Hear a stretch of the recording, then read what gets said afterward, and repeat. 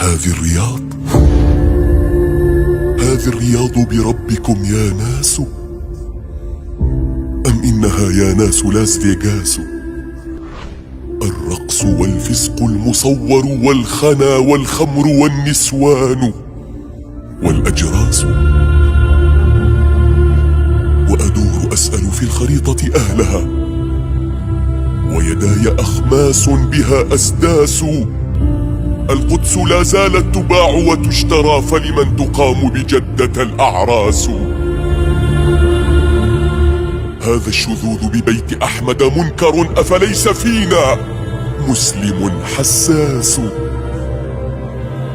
فلتتقوا الرحمن، هذا بيته، وهناك صلى الفضل والعباس. وهنا تنزل ذكره سبحانه، وتعطرت من ذكره الأنفاس. وهنا أتى جبريل يسأل وما الإسلام والإيمان والقسطاس. هي فتنة الأحلاس جاء زمانها، وبنو سعود هم بها الأحلاس. الجائعون إلى الرذيلة والخنا، الفاسدون العرة الأنجاس.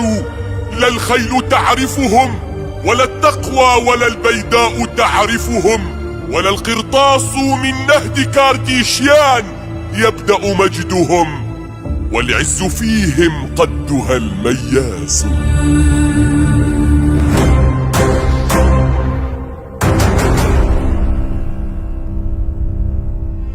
أسروا لإسرائيل ليلا نصهم، سبحان من أسرى عليها قاسوا.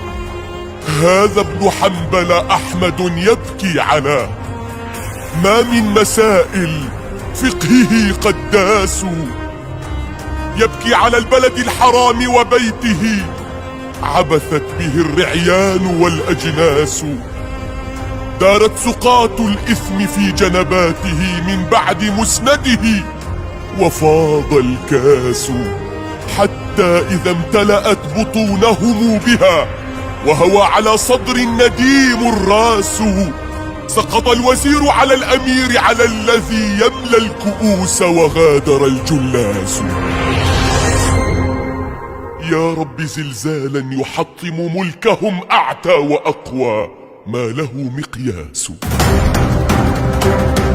يا أيها البلد الذي لعبت به أيدي الكلاب وساسه الأنجاس، أذاك أبرهة السعودي الذي هو في عبيد بلاده نخاس.